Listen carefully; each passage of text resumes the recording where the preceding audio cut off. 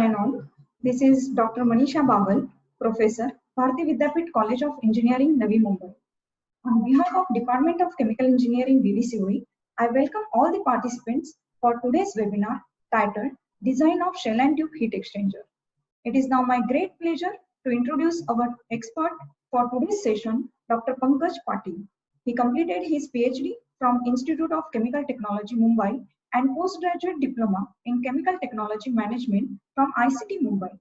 Coupled with an impressive educational background, he has received various accolades such as Emission Control Manufacturer Association's Global Learning Initiative Award for the project entitled Hydrodynamic Cavitation-Based Treatment Strategies for Pollution Control of Pesticide Wastewaters, MP Chari Outstanding Young Chemical Engineer Award, Professor S.B. Chandalia Best Research Student Award, Shri G.M. Abhyankar Research Presentation Award, Best Paper Presentation Award in Working Professional category, Best Paper Presentation Award at Young Researchers Conference organized at ICT. He has published more than 10 research articles in Scopus Index Journal, which add another feather in his cap. He has worked as manager process in Gharda Scientific Research Foundation, Ratnagiri, and handled various projects such as intensification of biogas production from effluent and biomass, enhancing ATP capacity by using hydrodynamic cavitation reactor. He has also worked as R&D in charge for the Gharda Scientific Research Foundation R&D Center GIT Campus Lab. Worked on an India-Hungary collaborative project in University of West Hungary on project entitled Biogas Enhancement using Hydrodynamic Cavitation Device. Currently, he is working as lead engineer in Chemical Engineering and Science in Suez Water Technologies and Solutions Private Limited, Bangalore. Sir, we are honored to have you here today. Now, I request Dr. Pankaj Patil, sir, to kindly proceed with the session. Thank you, sir.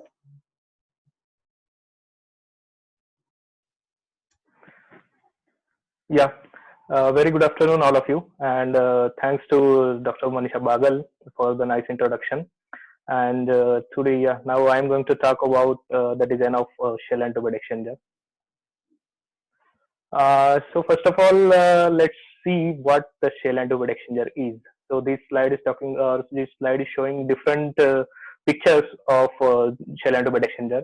So in this, you can see in the first figure, that is which is on the top side, you can see there are different elements of the heat exchanger. Like you can see tube bundle is there inside, and then there is also a shell side and the tube side flow in and out, and then you can see how the tube side fluid is going through one side and coming from the top side. Then in another second picture, you can see that how the connections are made for this different nozzles, like whether it is a tube side fluid or for the shell side fluid. You can see that connections. Then you can see there is a shell is there. Then how the tube bundle looks like inside, that is also there. Then baffle arrangement is also there. And there are gaskets which are used to avoid the leakages. You can see the gaskets also. And finally the head, which is shown in the yellow color. Then in the bottom left figure, you can see there is a typical 1-2 shell and tube exchanger. 1-2 meaning is one shell side pass, 2 meaning is two tube side passes are there. So you can see from the top that the tube side fluid is coming inside the tubes, and it is passing through one pass, and then from the another end, that is where is the arrow is shown, then it directs toward the another pass. So again, flowing through the second pass, it's come outside, and the shell side fluid is can be flown through in only one direction. So tube side fluid is flowing in two directions, one from left side to right side, and then again right to left side. And the bottom figure in the on the right side is again showing one typical heat exchanger, that is the one pass heat exchanger. So let's go to the next slide. Yeah. So as the title said, yes, today we are going to talk about the design. So what this heat exchanger design is. The most common things that we consider while designing the heat exchanger, there's two words are very important, that is the rating and the sizing. Now I'll let you know what this rating means and the sizing means. The rating is nothing but the rating means is the problem is evaluating the thermohydraulic performance of a fully specified exchanger. That means we need to consider both the thermal and the hydraulic. Thermal means the calculation of the heat transfer coefficients, and the hydraulic means is nothing but the calculation of the pressure drop. So we need to consider the thermohydraulic performance of a fully specified exchanger. Fully specified means we have already the heat exchanger. We have all the specifications for that, and in that case we have to check the its ratings. So what we have is we have inlet flow rates and the temperatures of the fluid. Then also we have the fluid properties and the heat exchanger parameters. That is how much is the area, what is the tube length, all these things we have already. And from these, what we can get in the outlet or what we get as the output is the outlet temperature and the heat transfer rate. These two things are calculated. So this is nothing but the rating. That means in rating we already have heat exchanger and we already have the properties, all the information related to the heat exchanger, and we rate it for a specific performance. Talking about the sizing, another thing, that is the sizing. The sizing means however it is conducted with the determination of the dimensions of the heat exchanger. That means we just have the process streams, that is that we need to treat, or that we need to change the temperature, but we don't know, we don't have any specification related to the heat exchanger. That means we start from the stream that we have, and we need to decide upon what will be the length of the tube, what will be the diameter, what will be the area of a cylinder. So that is nothing but the design.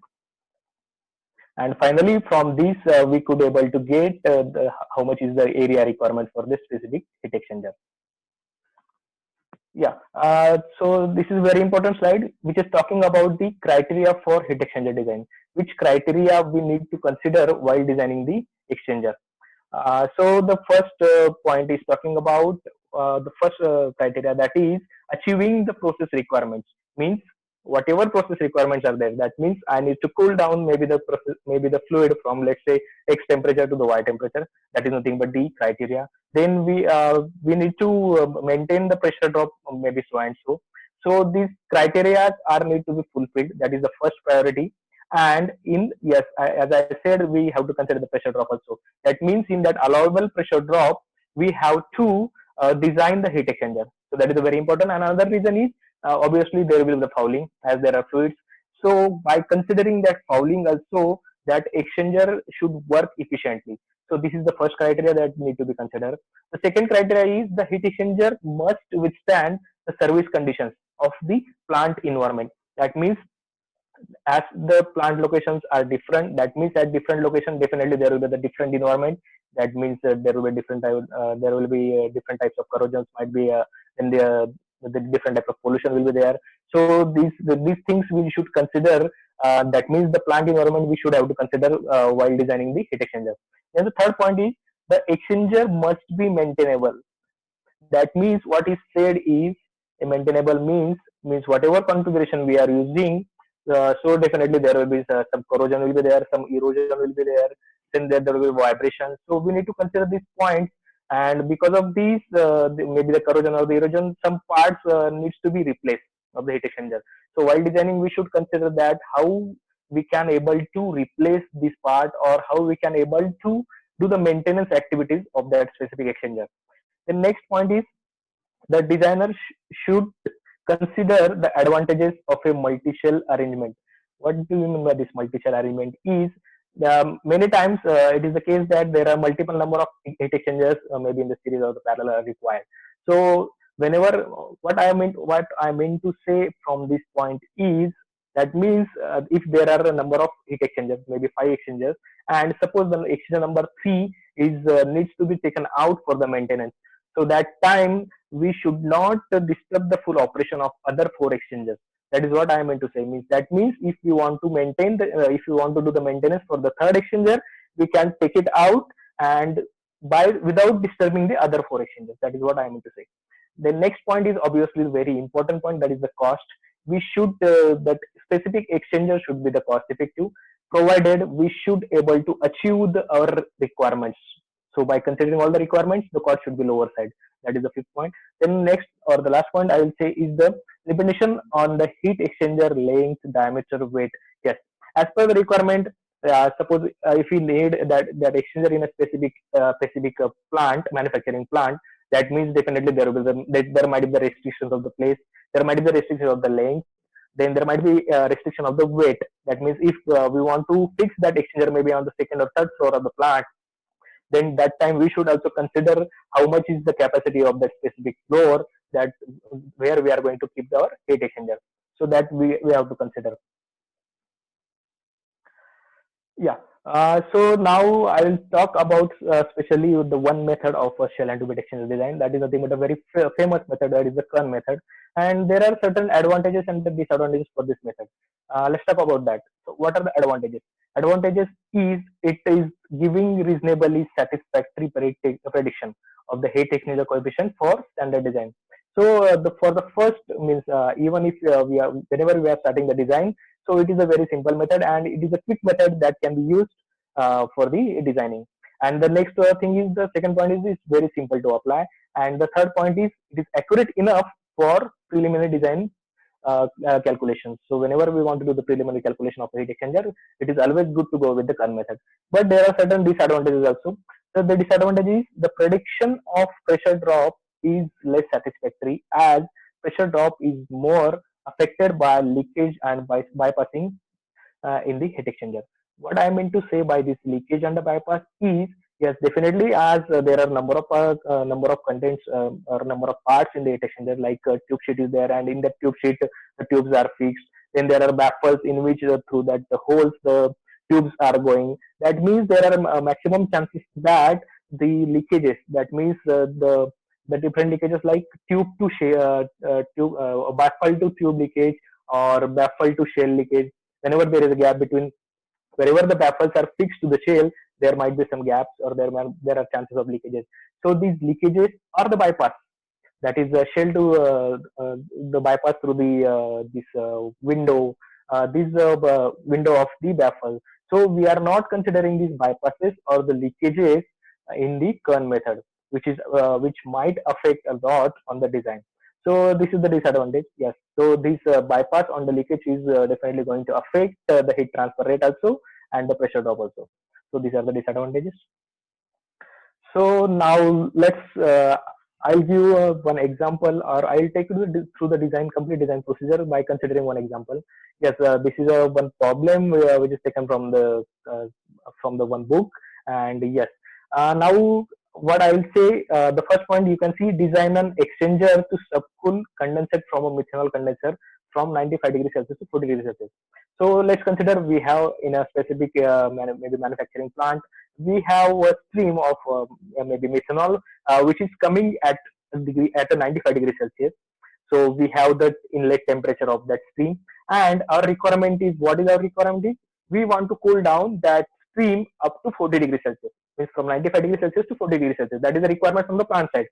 And we also definitely know, because it is in the plant, and that means whatever the flow rate that with the methanol is coming, definitely that we also know. So what we know from the plant side is we have the inlet temperature of that hot fluid, and we have the requirement that we need to cool down up to this temperature, that is 40 degrees Celsius, and we have the flow rate of that stream, that is the methanol. So these three things definitely we have, and depending upon just these three things, we have to design the everything. So how to do that? That we will be discussing in this later part. So you can look at the third point. So we have the hot stream that is coming. We have two temperatures, that is inlet hot temperature and outlet temperature, and the flow rate. So depending upon this, what we have to decide first thing is which cooling fluid we are going to use.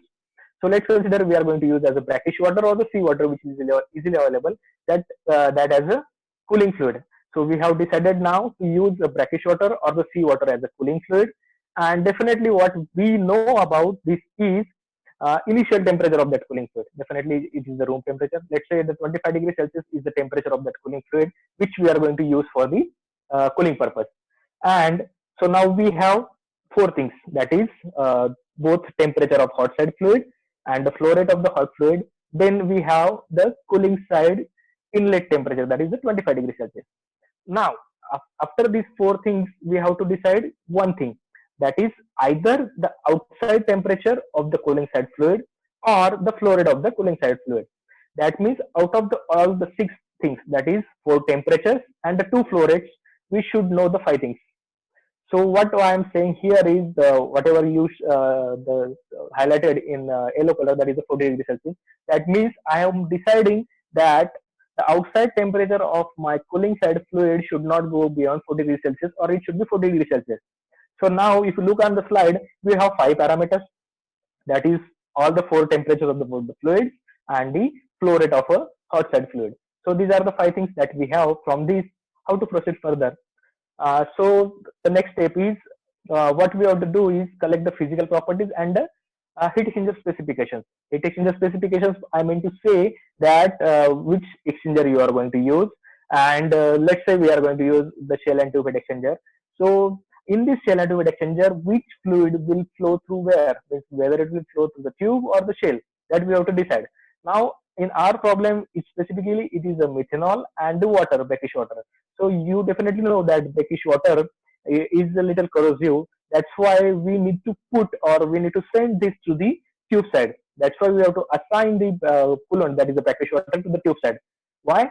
Because always the tubes are easier to replace. Means whenever there is a problem, or whenever there is a choking, or whenever there is a corrosion problem, then that time it is always easy to take down the tube and replace it or plug it, instead of changing the shell, because to change the shell is not practically feasible or not cost effective also. So whenever there is a corrosive or such kind of fluids, it is always better to pass through the tube. Then we have to decide how many passes should be there, shell side passes and the tube side passes. So in this specific problem, I will consider that I am going to use one shell pass and the 2 tube passes. Yeah. The next point is, at shell side, that is the shell side fluid is the methanol, which is a relatively clean fluid. So we have to decide again on the shell side which pitch for these tube we are going to use. So as I said, the shell side fluid, that is the methanol, is a relatively clean fluid. So let's decide that we are going to use the triangular pitch. About this pitch, that is triangular or the square pitch, I'll be talking in the later slide. But now we are deciding that we are going to use the triangular pitch and the 1-2 shell and tube heat exchanger. Yeah. So next step is, we have to define the duty. Then, again going back to the previous slide. Yeah, one point here is the collect physical properties. That means we have the 2 fluids and we need to collect all the physical property data. That is, what is the CP, what is the density, then what is the viscosity of these 2 fluids. That data we have to collect at that specific temperature. And it is easy to collect this, means we have a lot of sources, we have a lot of books, data books, then we have internet, from where we can collect this all the physical property data. Yeah. The next step is define duty, make energy balance, and calculate LMTD. What I mean to say define duty is, everybody know that heat load, that is Q, is nothing but we calculate by using a formula, that is MCP delta T. So heat load Q, that is MCP delta T. M is nothing but the flow rate, CP is the specific heat, and the delta T. What we know for hot side fluid is, that is for methanol, we know the flow rate also, we know the CP also from the physical properties, and we have both the temperatures. So definitely we can calculate the heat load for the hot side. Yes. So in the first formula, you can see that Q is calculated, and whatever Q will get, let's say it got, the calculation is that 4340 kilowatt we got as a Q, heat duty. Now we have the heat duty, that is the hot side. Now this heat duty for the hot side fluid is definitely should be equal to the cold side fluid. That means Q is not going to change. So now we have Q, and if you put this Q in the cooling side fluid, that is nothing but, again the Q is equal to MCP delta T. Only thing here is the CP for the cooling side fluid and the temperature difference for the cooling side fluid. So by knowing the Q of hot side, we can definitely calculate the one thing that we don't know, that is the cooling side flow rate, that is the water flow rate. So by using the second formula, yes, again, or by using the heat load, whatever we have calculated from the first formula, by putting it in the second formula, we can get the flow rate of the another fluid. That means now we have both the flow rates, that is of hot side and the cold side, and all the 4 temperatures. So we have all the 6 parameters that will be required further. Now next point is calculating the logarithmic mean temperature difference, that is LMTD. And we know that we can do the 2 arrangement, that is parallel flow or the counter flow. So in the right side fluids, right side figures, you can see there are 2 graphs which are talking about when there is a parallel flow and when there is a counter flow. And there are the arrangements which are also shown in the bottom. So now the general practice or the better results we get always in the counter current flow. That's why in this specific problem, I have decided to go with the counter current operation of these streams.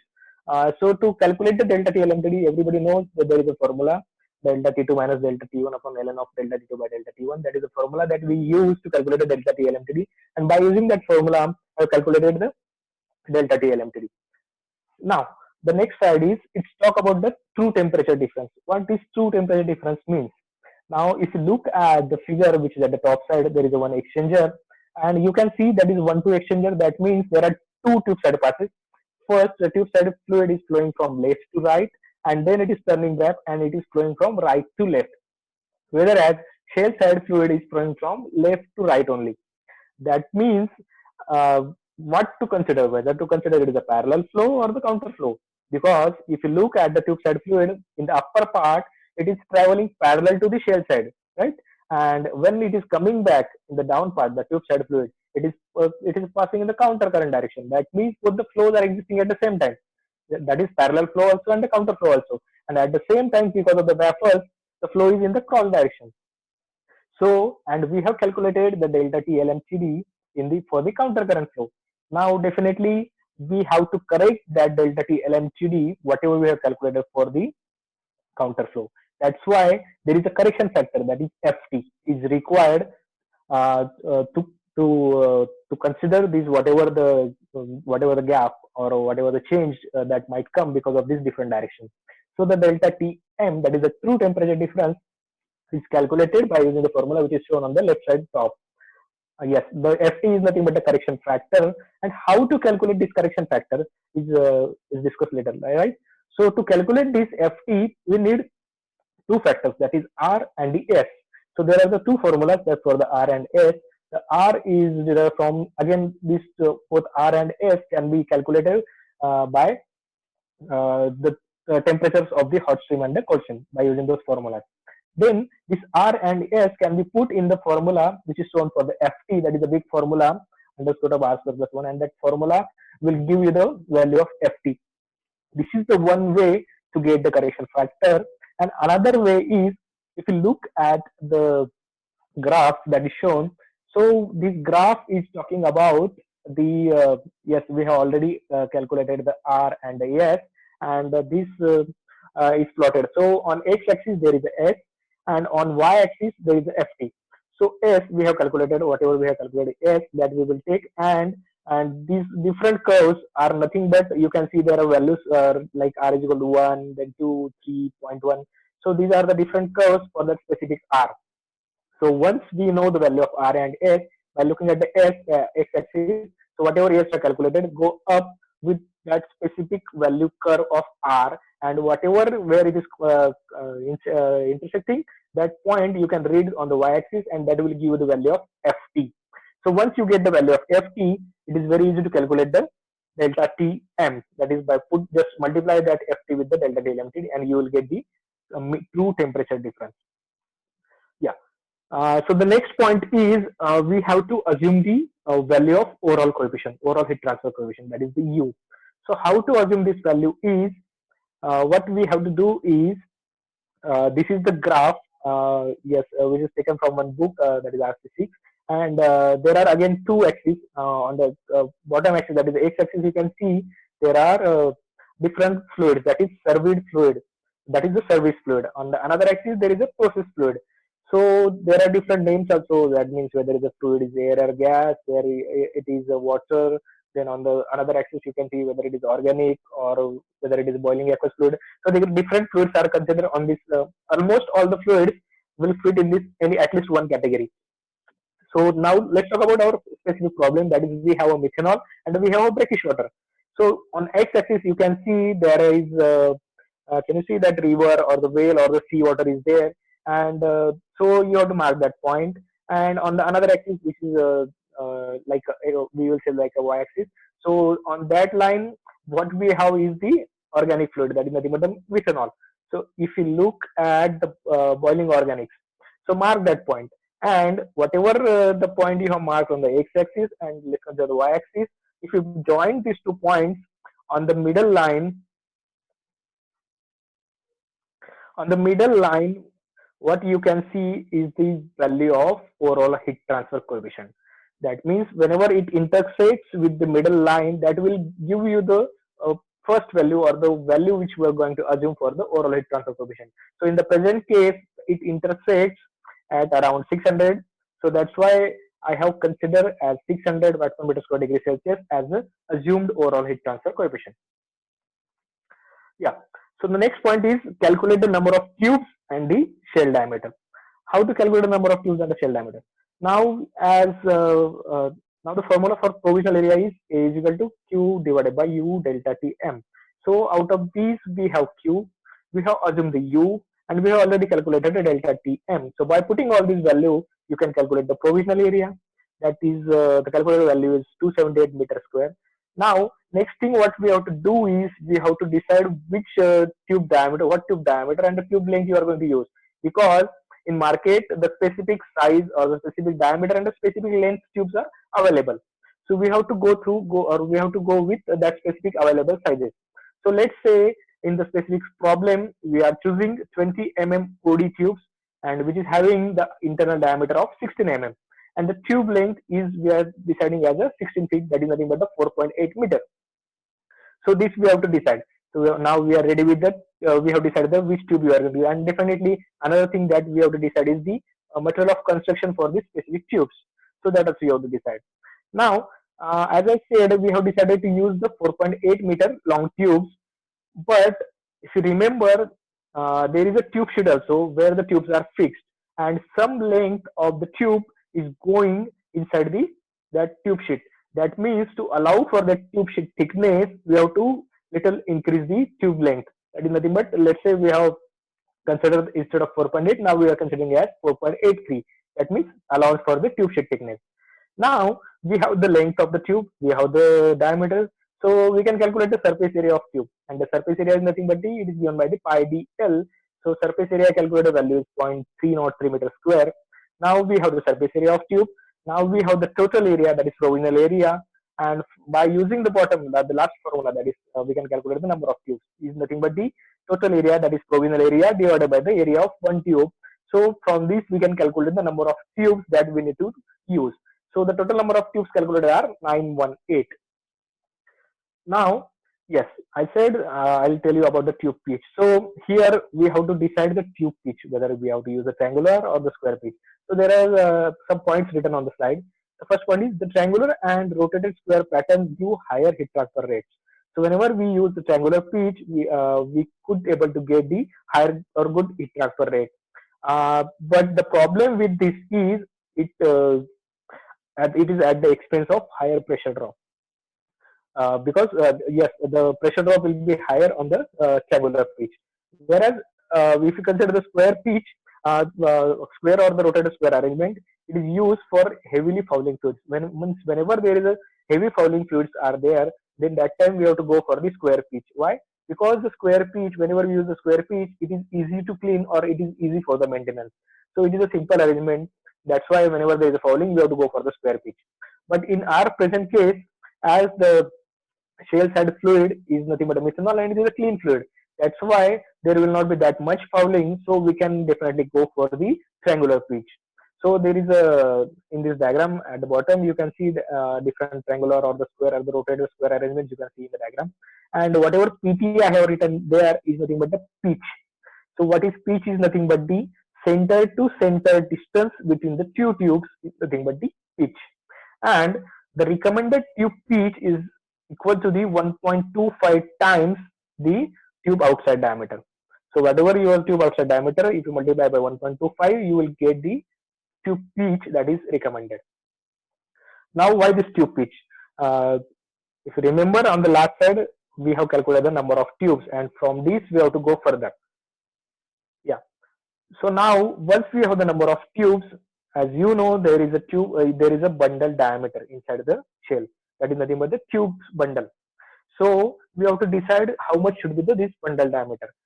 So there is a specific formula that is shown on the left side at the top, that is dB is equal to d naught into nt by k1 raised to 1 by n1, where in this formula dB is nothing but the bundle diameter, d naught is nothing but the tube outside diameter, nt is nothing but the number of tubes, and k1 and n1 are the constants or the factors that we have to decide, and it is decided based upon the table that is shown. So there is a different values for k1 and n1 if you are using a triangular pitch and if you are using a square pitch. So now as we are using a triangular pitch, for the triangular pitch and the number of passes, that is nothing but 1, 2, 4, 6, 8. There are the passes. So we have tube side passes as 2.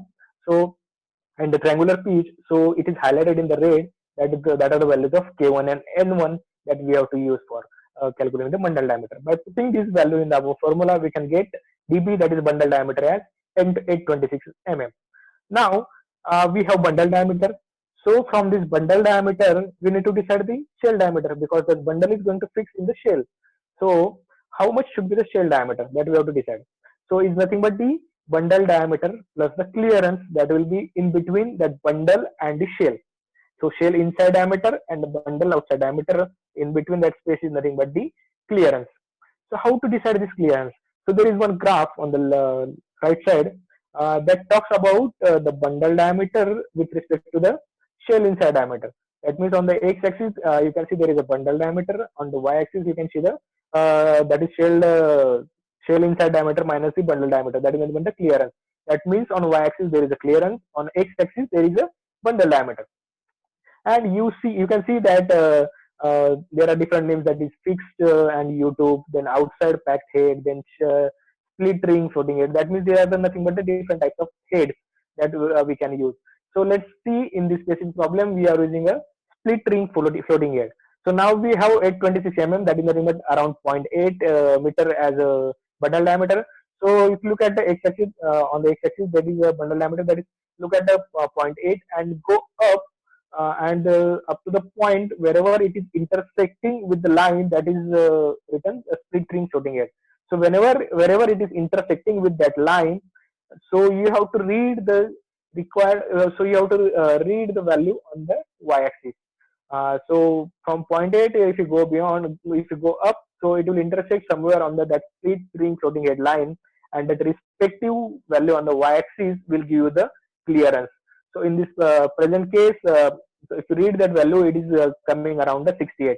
So if you add this value of clearance in the bundle diameter, you will get the shell inside diameter. And in this case, it is coming as 894 mm, that is 0.894 meter.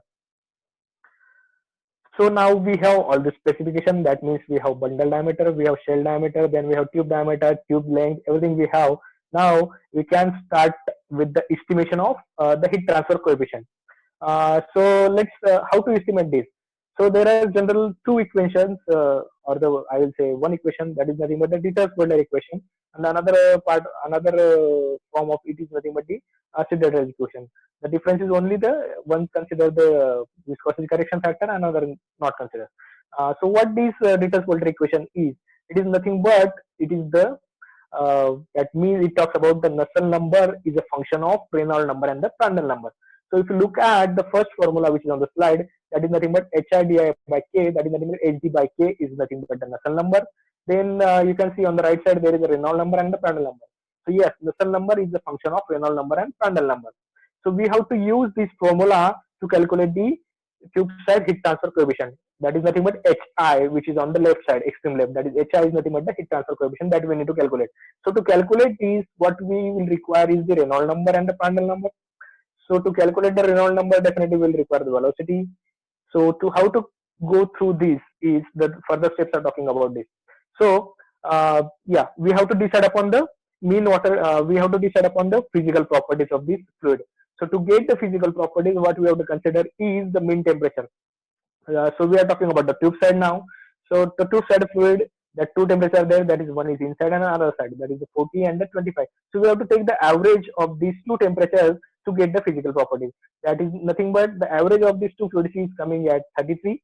So we have to decide, or we have to take the physical properties at that specific temperature, because the temperature is going to affect the physical properties. So at that mean temperature, we have to read the physical properties. Physical properties are nothing but again the Cp, then density, then the viscosity. Now the next thing is the tube cross-sectional area. So to calculate the velocity, or to calculate the Reynolds number, we will require the velocity. To calculate the velocity, we will definitely require the cross-section area. So the tube cross-section area is given by pi by 4 d square. So this d is here is nothing but the inside diameter of the tube. So by using this formula, we can calculate the tube cross-section area. Once we get the tube cross-section area, then the next step is we have to calculate the total flow area that is available for the tube side fluid. Now, So how to calculate the total flow area is nothing but if you multiply the tube cross section area by the number of tubes, you will get the total flow area. But remember, we have considered there are two passes for the tube side fluid. That means complete fluid will pass through one pass first, and then it will come back and it will pass through the second pass. That means there are two passes. That's why only half of the tubes will be available for the flow at a time. That means 918 divided by 2, that is nothing but 459. That means the 459 tubes are only available for the flow of fluid. Once 459, and while coming return, again it is a 459. So the total flow area definitely we have to calculate depending upon the number of passes. That means you have to use the 459 as the number of tubes, and whatever cross section area we have calculated will give you the total flow area.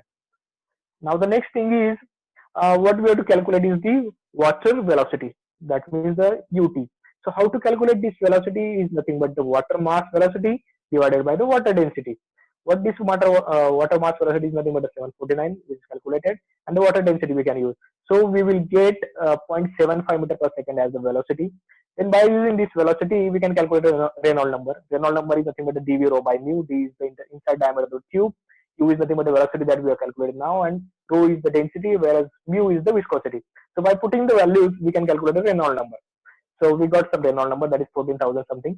And then similarly, we can calculate the Prandtl number. Prandtl number is nothing but the Cp mu by K. And everybody know what the Cp, mu, and the K is. These are the physical properties definitely that we can read from different sources.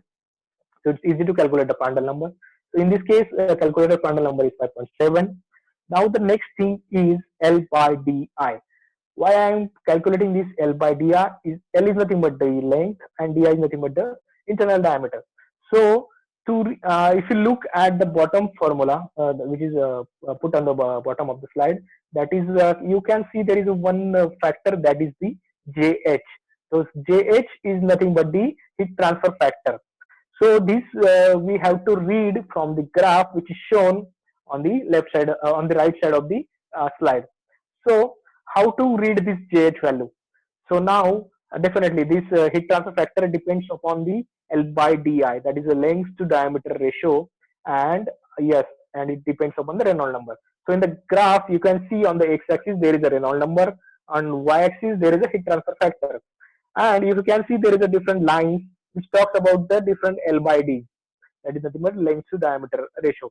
In the present case, L by D is 302. If you see in the formula, the L by D calculated is 302. So what we have to consider, the line which we need to consider is which is near to the 302. So you can see number that is 240 and the 500 on the graph.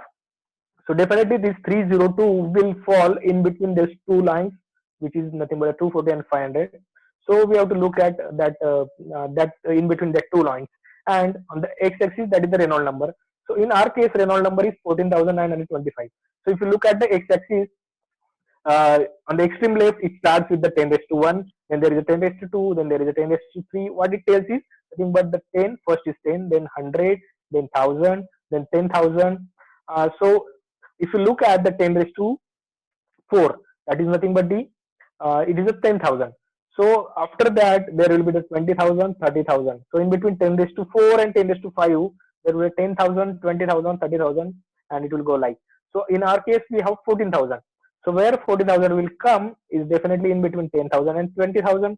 So we have to read, or we have to mark the point which will be talking about our calculated number, that is the 14,000. So if you go from that specific point up, and wherever it is intersecting with the L by D line, that point we have to mark. Then if you go towards the left, that is nothing but the y-axis. From that point you have to go towards the left, and whatever value on that y-axis you will get is nothing but the heat transfer factor, JH. In this case, that value is nothing but 3.9 into 10 raised to minus 3. So on y-axis, you might get confused that there is a 10 raised to minus 3, then there is a 10 raised to minus 2, then there is a 10 raised to minus 1. So wherever you go up from 10 raised to minus 3 to 10 raised to minus 2, in between that, you have to multiply by 10 raised to minus 3. Whatever value you will get, you have to multiply by the 10 raised to minus 3. So in present case, the value of JH is nothing but 3.9 into 10 raised to minus 3. Now, we have Reynolds number, we have Prandtl number. So look at the equation on the bottom side. So now we have JH, we have Reynolds number, we have Prandtl number, and we have the KF and the DI. DI is nothing but the inside diameter, and K is nothing but the physical property. So all the values we have now, and definitely we can calculate the HI, that is the heat transfer coefficient. There is one term that is mu by mu W, that is nothing but the viscosity at the wall and the viscosity in the bulk fluid. But maximum times this viscosity at the wall and the viscosity in the bulk will not be changing that much. So in this specific problem or this specific this example, I will not be considering, or I will be considering that viscosity at the wall is equal to the viscosity in the bulk. So this mu by mu W will go out. So no need to consider about that. And by putting all these value, we can calculate the HI, and the calculated value you can see in the slide. So let's go to the next slide. So that was earlier, that was about the tube side calculation. Now let's calculate about the shell side heat transfer coefficient. So calculating the shell side heat transfer coefficient, we have to decide the baffle spacing. That baffle spacing and there are you can decide, it's up to you what we have to decide. But in this specific problem, I'm deciding that is 0.2 into ds. So ds is nothing but the shell diameter. So depending upon that, we can calculate the baffle spacing. Then PT is nothing but the pitch. As I already told you, we are considering pitch, that is a triangular pitch, and it is equal to 1.25 into d naught. D naught is nothing but the tube outside diameter. Then next is the AS. AS is the area which is available for the shell side fluid to flow through. And the formula for calculating the AS is nothing but the PT minus D naught upon PT into DS into LB, where it is the tube pitch, D naught is the tube outside diameter, DS is nothing but the shell diameter, LB is nothing but the baffle spacing, which we have calculated, that baffle spacing which we have calculated in the earlier formula. So by putting all the values, you can get the AS, that is the area which is available for the shell side fluid to flow. So by using this area and the flow rate, we can calculate the mass velocity, that is the GS. So GS, in the third formula you can see what is the formula, that is GS is equal to WS by AS. So by using this formula, we can calculate the GS, that is the mass velocity. So here you need to be careful about the units. What are the units of the flow rate? So you have to convert these likewise in the required units. So the mass velocity is calculated. The next thing that we have to calculate is the equivalent diameter. So there are again equivalent diameter for triangular pitch is different, and for the square pitch is different. You can I'll not talk more about how to calculate this, but there is a specific formula. So the equivalent diameter can be calculated by, and in the present case we are considering the triangular pitch.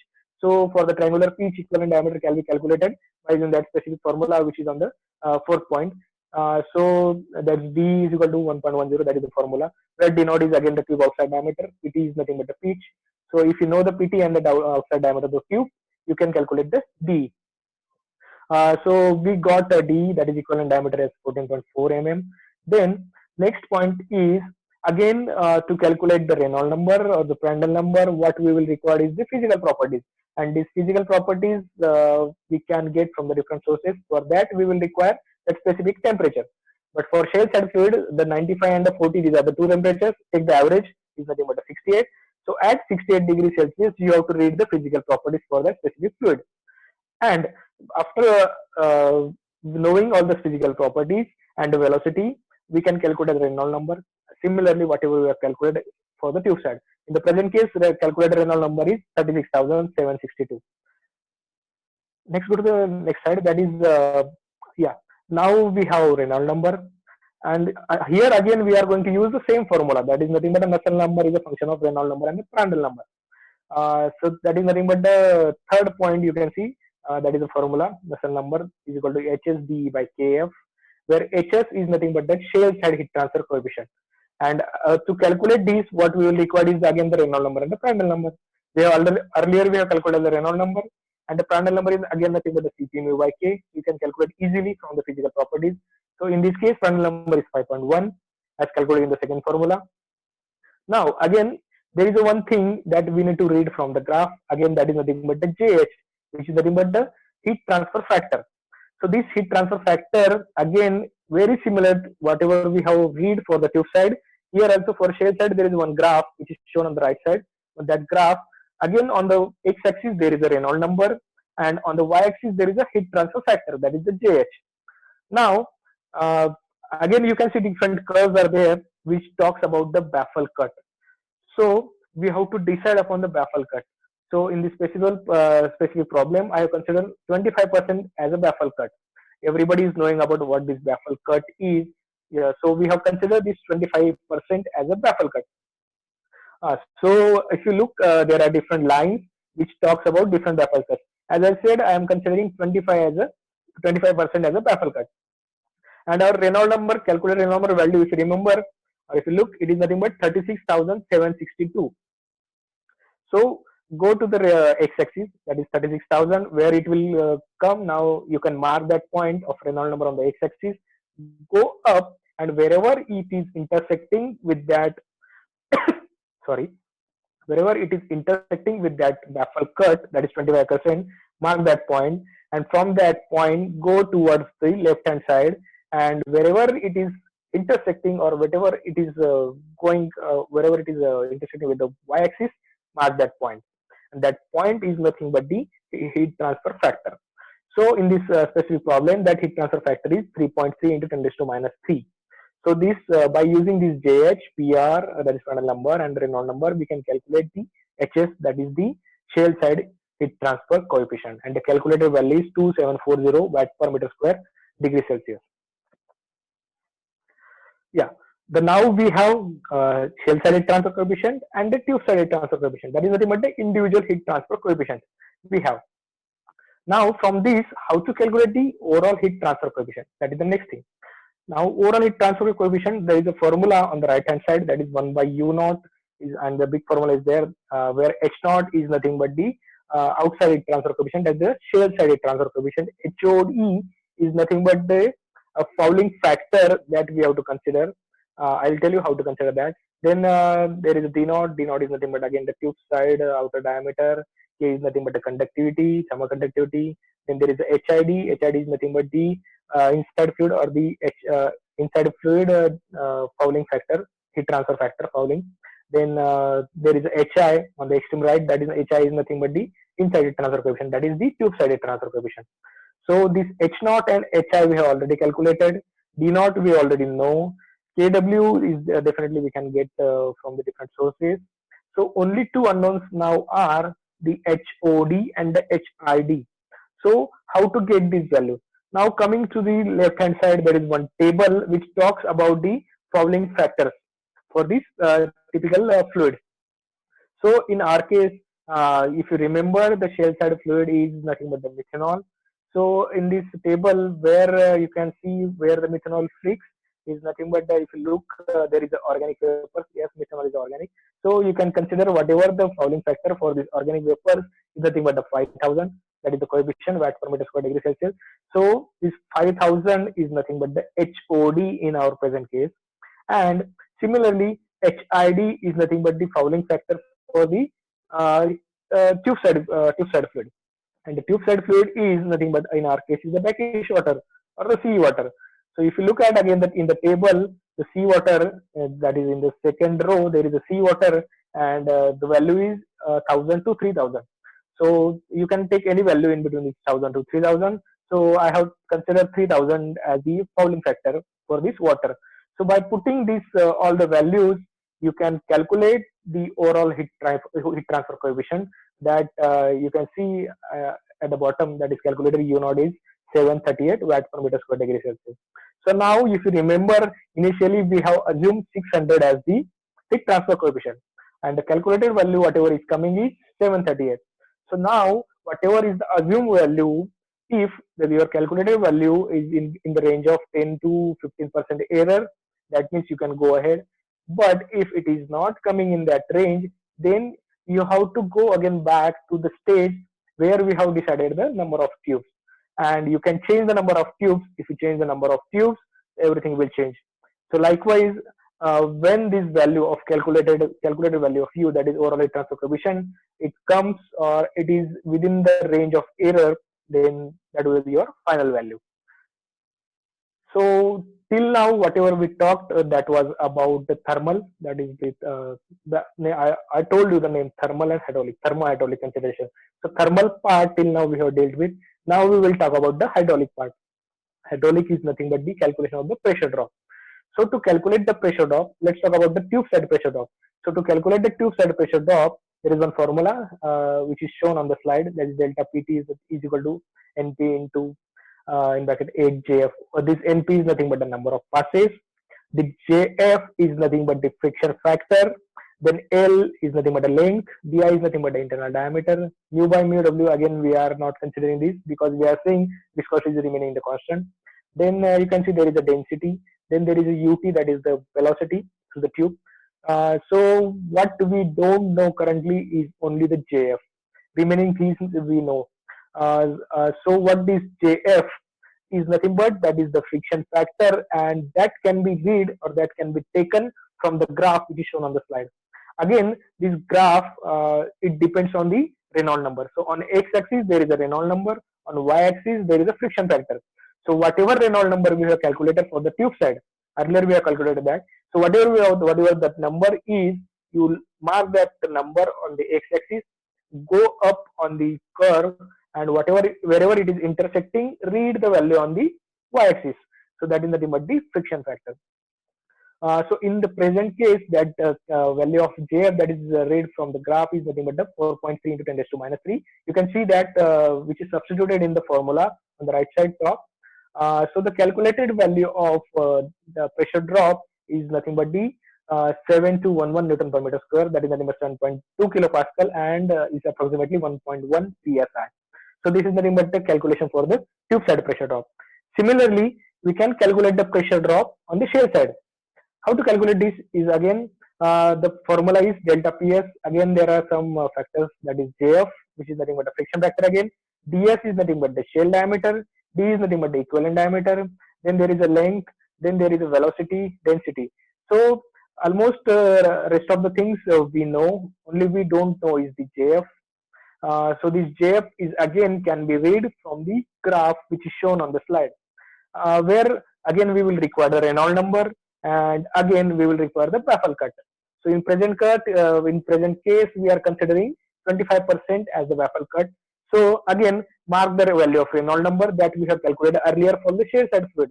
So mark the value on the x-axis, go up, and wherever it is intersecting with the line of 25% baffle, mark that point, and from that point go towards the left, that is towards the y-axis, and wherever it is showing, that will be the value of friction factor for the shell side. So put the value of this friction factor in the above formula, and the rest of the things you know already. This UT is nothing but the linear velocity, and yes, that can be calculated from this first formula, that is linear velocity is nothing but GS upon density. So you can get that linear velocity as 1.16 meter per second. Put that value in the second formula, and you can calculate now the shell side pressure drop. So the calculated value is again shown on the slide. So this was about the total design of shell and tube heat exchanger. And yes, you can use different softwares. The software one, that is HTRI software, is available. So you can use the different softwares to calculate or to design the shell and tube heat exchanger.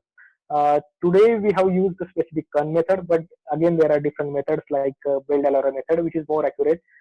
So these different softwares are taking care about the different methods. And yes, simply what we can do is very simple, that everyone use Excel. So whatever formulas we have used till now, you can put that in Excel, and you can do the program by yourself. So whenever you are changing some specific properties like maybe the temperatures or the flow rates, so by just changing one value, you can the complete design can be changed. So you can do this programming simply in the Excel sheet. And as I told you, there are different softwares are also available, that is STRI and so on. Yeah, so that was from my side. And if you have any questions on this specific topic, so you can contact me on the email ID which is shown on the slide. So thank you. Thanks for hearing. And I'm very much thankful to the Bharati Vidyapeeth College for organizing this very good event and giving me the opportunity to talk with you all. Thanks a lot. Thank you. Thank you for the session, sir. I request all the participants to send their doubts and queries via mail to the email ID provided. I am Manoj Mandke, Assistant Professor, Department of Chemical Engineering, VVCOE Navi Mumbai. I would now like to take this opportunity to propose a vote of thanks to those who have directly and indirectly contributed to this seminar on design of cell and tube heat exchanger. I would like to thank our speaker for today, Dr. Pankaj Patil, for his valuable time and efforts. We sincerely thank you for sharing your knowledge and experience with us. A special thanks to our director, sir, Dr. Vijay Kadam, Principal Dr. Sandhya Jadhav, Head of the Department Dr. Shamla Shingare, and Program Coordinator Dr. Manisha Bagal for their constant support. Lastly, our heartfelt thanks to all the participants for their active participation and cooperation. Thank you.